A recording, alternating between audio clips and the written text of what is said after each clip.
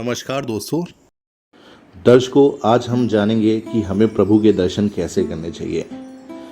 मैं जो आपसे ज्ञान साझा करने जा रहा हूँ, ये कोई किसी की मनगढ़ंत रचना नहीं है या यूट्यूब पे डालने के लिए एक वीडियो मात्र नहीं है। ये साधकों और ऋषि मुनियों द्वारा जो ज्ञान अर्जित किया जाता है, उस ज्ञान के कुछ अंश हैं जो मैं आपसे शेयर करूंगा।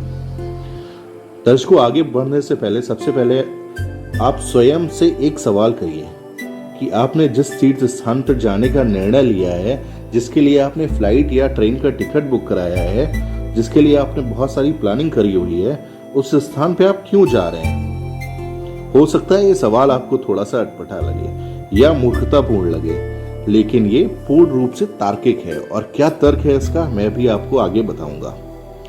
आपको दर्शन पर जाने से पहले ये तय करना होगा कि आप किस लिए जा रहे हैं। आप वहां पे घूमने जा रहे हैं, आप वहाँ पे एडवेंचर लाइफ को जीने जा रहे हैं, आप वहाँ पे खूबसूरत शॉपिंग साइट्स को देखने जा रहे हैं। अगर आप ये भी करने जा रहे हैं तो कुछ गलत नहीं है, पर अगर आप धर्म स्थल पे जा रहे हैं तो कहीं ना कहीं आपके मन में होगा कि आप प्रभु के दर्शन करने जा रहे हैं, आप उस देव स्थान की धार्मिक गतिविधियों में शामिल होने जा रहे हैं, आप धर्म कर्म करने जा रहे हैं। अगर आपका आंसर मुझसे मेल खाता है, आपके जो मैंने अभी आपसे सवाल पूछा उसके पक्ष में ये आंसर मेल खाता है कि आप धर्म कर्म करने जा रहे हैं, तो मेरा आपसे अनुरोध है, मैं कुछ एक्टिविटीज आपको बताऊंगा, उनको जरूर फॉलो करें। कभी आपने सोचा है कि आपको राम जी, लक्ष्मण जी, सीता जी, कृष्ण भगवान इनसे या शंकर जी, इन देवी देवताओं से ज़्यादा लगाव क्यों है?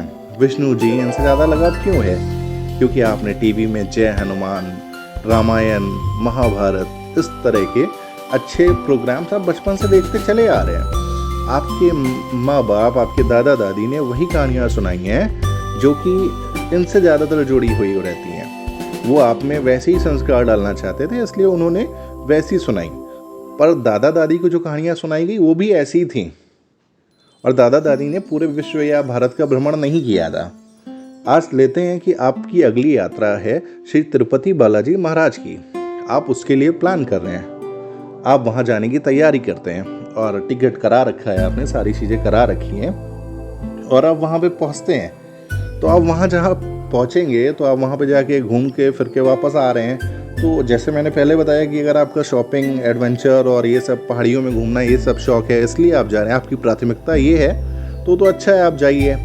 पर दूसरा, अगर आप दिव्य धर्म दर्शन करने जा रहे हैं तो मेरा आपसे अनुरोध है कि आप पहले कुछ विशेषताओं को जानें कि उस दरबार की क्या विशेषता है, वहाँ जाने से क्या होगा, वहाँ पे किस तरह भगवान आए, वहाँ पे भगवान के आने की क्या कहानी है, भगवान विष्णु जी ने उन्हीं पहाड़ियों को क्यों चुना अपना अवतार लेने के लिए, कुछ समय अपने काटने के लिए भगवान विष्णु वहाँ पे क्यों आए। वहाँ पे भगवान विष्णु आए तो उनका रंग श्याम क्यों हो गया, वो काले कलर के क्यों हो गए, काले रंग में क्यों समाहित हो गया। इसी तरह तमाम चीज़ें हैं, उन पहाड़ियों की क्या गाथा है।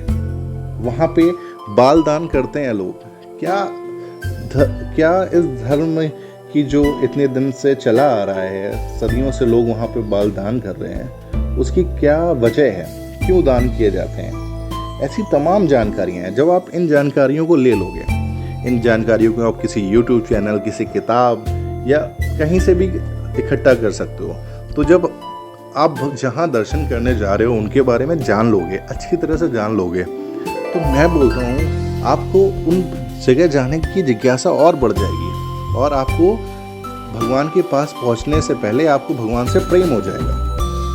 तो जब अब आप दर्शन करने जा रहे होगे ना, तो आपकी प्राथमिकता यहाँ पे बदल चुकी है। अब आपकी प्राथमिकता सेल्फीज लेना नहीं है, अब आपकी प्राथमिकता घूमना फिरना या शॉपिंग करना नहीं है, अब आपकी प्राथमिकता है अपने प्रभु को दर्शन करना। तो आप अब अपने प्रभु को दर्शन क्यों करने जा रहे हैं? क्योंकि आप उनको जान चुके हैं कि वो तिरुपति बालाजी महाराज हैं। वो यहाँ पे 7 पहाड़ियों में आके उन्होंने रहे, उनका यहाँ पे बहुत समय उन्होंने काटा, और क्यों बाल दान किए जाते हैं, ऐसा क्या उन्होंने कर्ज लिया था जिसको उतारने के लिए आज भी भक्त अपने बाल दान कर रहे हैं। क्यों वहाँ पे इतना दान आता है, लोग क्यों इतना दान कर जाते हैं, क्यों लोगों के अंदर इतनी ज़्यादा श्रद्धा है वहाँ के लिए, उस दरबार के लिए। तो उस दरबार के लिए श्रद्धा इसलिए नहीं है कि वहाँ पे बहुत अच्छा सोने का मंदिर बना है या वहाँ बहुत अच्छे लड्डू मिलते हैं या वहाँ बहुत शांति है, इसलिए नहीं है। वो भगवान का दरबार है, वहाँ पे भगवान आए थे। तो जब आप इन चीज़ों को जानेंगे कि भगवान क्यों आए थे और सारी चीज़ों को जब जान लेंगे ना, और फिर जो आपको प्रेम उमड़ेगा ना भगवान के लिए, फिर आपका जो उद्देश्य होगा वो सिर्फ और सिर्फ भगवान के दर्शन होंगे। और फिर जब आप भगवान के सामने दर्शन करने के लिए आपको जो चंद सेकंड मिलते हैं वहाँ पे, जब आप पहुँचेंगे ना, तो मैं गारंटी देता हूँ आपकी आंखों में आंसू होंगे। आपकी आंखों में वो खुशी के आंसू होंगे जो आप किसी सोने की दीवार को देख के नहीं महसूस कर सकते हैं, किसी नक्काशी को देख के नहीं महसूस कर सकते हैं। वो आंसू आपकी आंखों में होंगे। आपका हृदय प्रफुल्लित हो चुका होगा। प्रभु के लिए आंखों में आंसू रूपी स्नेह बरस रहा होगा आपका, और आपके रोंगटे खड़े हो चुके होंगे। तो ये जो दर्शन होता है, ये जो फील है, जब आपका मन आपके भगवान से मिल गया होगा ना, तो आप समझ सकते हैं इस दर्शन की। अभी मैं आपको बता रहा हूँ और कहीं ना कहीं मेरे रोंगटे खड़े हो रहे हैं, क्योंकि मैं वहाँ के दर्शन कर चुका हूँ। पर कई जगह ऐसी है जहाँ पे मैं गया हूँ और मत्था टेक के चला आया हूँ, क्योंकि मैंने उन जगह की जानकारी नहीं ली। और मैं जाके, मेरे लिए वो 4 दीवारें हैं जहाँ पे कहीं सोना चांदी लगा है, कहीं कुछ लगा है, कुछ अलग अलग रंग के हैं, नक्काशी है।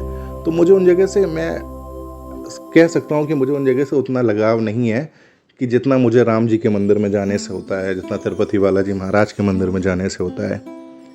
तो मेरा आपसे अनुरोध है, कहीं पे भी जाएं तो कुछ समय, 2 दिन बहुत होता है कहीं की भी पूरी जानकारी लेने के लिए। YouTube चैनल्स पे जाएं, YouTube चैनल पे उनकी कहानियाँ पड़ी रहती हैं। हमारे भी आने वाले वीडियोस में आपको ये कहानियाँ मिलेंगी।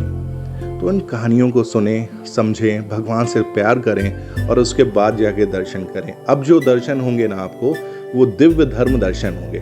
और हमारा उद्देश्य, सभी हमारी टीम का उद्देश्य यही है कि ज़्यादा से ज़्यादा लोग दिव्य धर्म दर्शन करें, ना कि नक्काशी और दीवारों को देखने के लिए जाएं। धन्यवाद दोस्तों, आपने इतना समय दिया, इस वीडियो को देखा, उसके लिए बहुत बहुत धन्यवाद।